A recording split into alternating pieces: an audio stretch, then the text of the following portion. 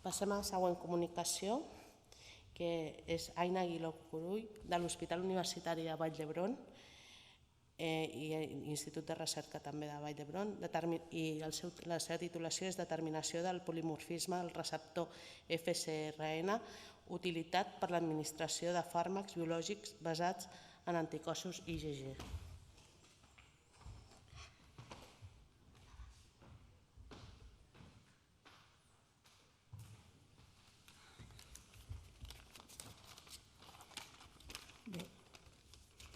Bon dia, com bé us ha explicat la Gemma, parlaré de la determinació del polimorfisme UBNTR del FcRn, utilitat per l'administració de fàrmacs.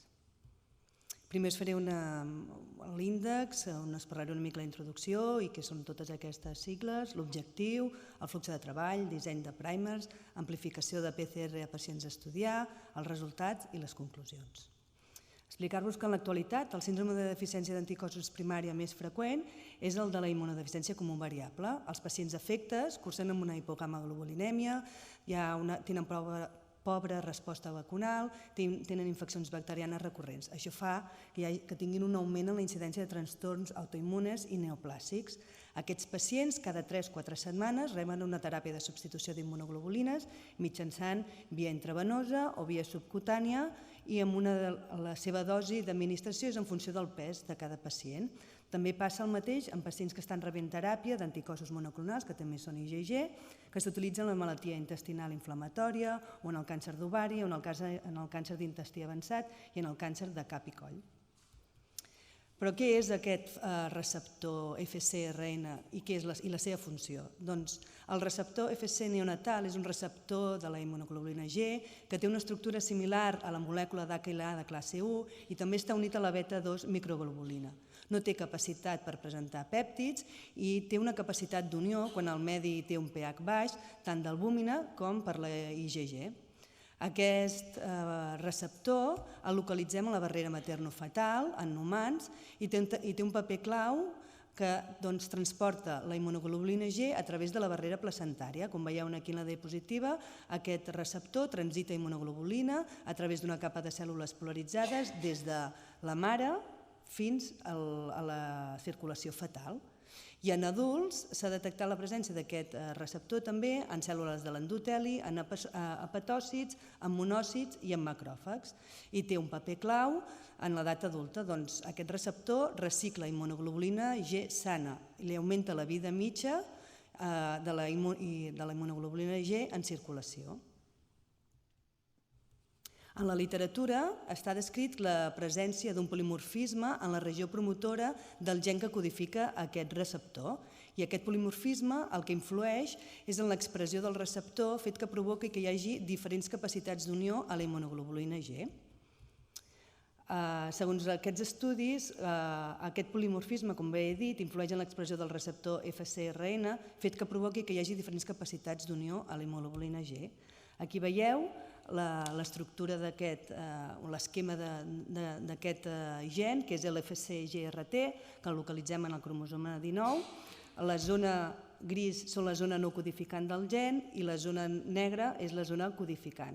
Doncs el polimorfisme està localitzat dins la regió promotora del gen. I aquest polimorfisme està en forma de número de repeticions variables en tàndem, és a dir, que són diferents al·lels basats en el número de repeticions d'uns 37 nucleòtids. Doncs, segons el número de repeticions que presenti cada al·lel, se l'anomena UBNTR2 si presenta dues vegades aquests 37 nucleòtids, UBNTR3 si presenta l'al·lel 3 vegades la repetició d'aquests 37 nucleòtids i així successivament.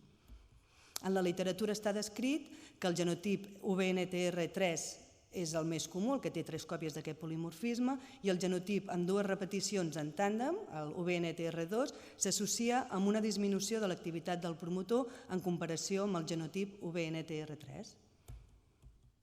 Com a objectius d'aquest treball, explicar-vos tot el procés que realitzem en el nostre laboratori pel genotipatge del polimorfisme UBNTR del receptor FcRn, com per exemple explicar-vos el disseny dels primers, l'optimització dels mateixos, fer la PCR d'amplificació per amplificar el polimorfisme i realitzar un gel d'agarosa per separar els fragments, l'anàlisi de les bandes obtingudes i la seva correspondència amb els diferents genotips possibles.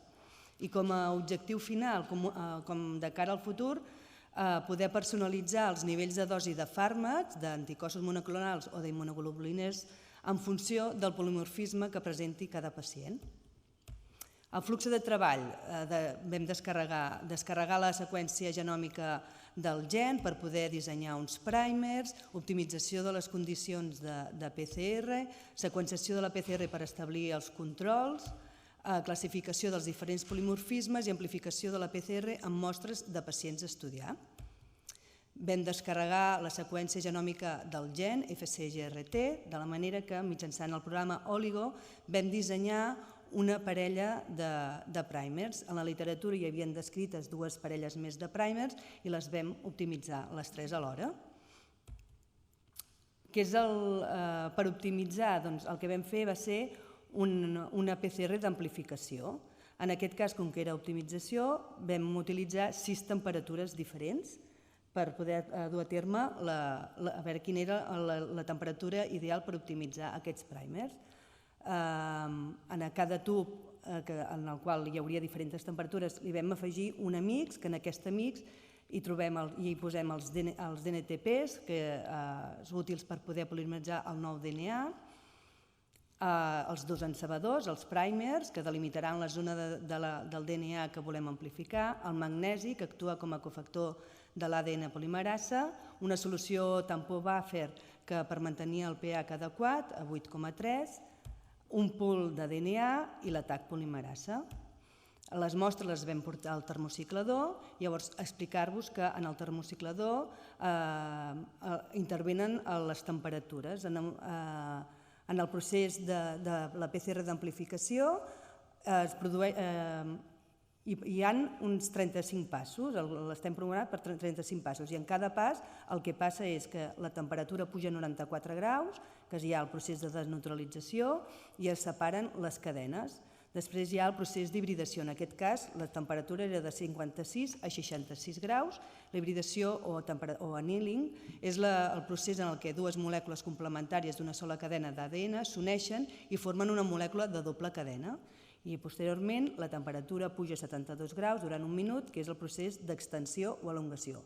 Aquest cicle passa 35 vegades i a cada cicle es van duplicant el nombre de cadenes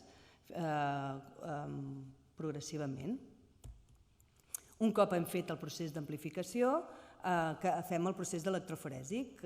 Carreguem les mostres en el gel, fem córrer les mostres durant 60 minuts amb una velocitat de 100 volts i mitjançant el capturador d'imatge obtenim la imatge de les 3 parelles de primers que hem volgut optimitzar. La versió 2 i la versió 3 són les que es van optimitzar correctament, però vam decidir agafar la versió 3 perquè la intensitat de la banda a 64 graus ens va semblar més correcta, més òptima. Per tal d'establir els controls, vam seqüenciar, segons la imatge que obteníem en el gel, vam anar seqüenciant per poder anar genotipant cada una de les bandes obtingudes. Doncs al seqüenciar podíem veure... No va, no, això? No. Al seqüenciar podíem veure que en les bandes, aquí on tenim marcada en el gel d'agarosa, que després el vam genotipar com UBNTR2, presentava 2 còpies del polimorfisme.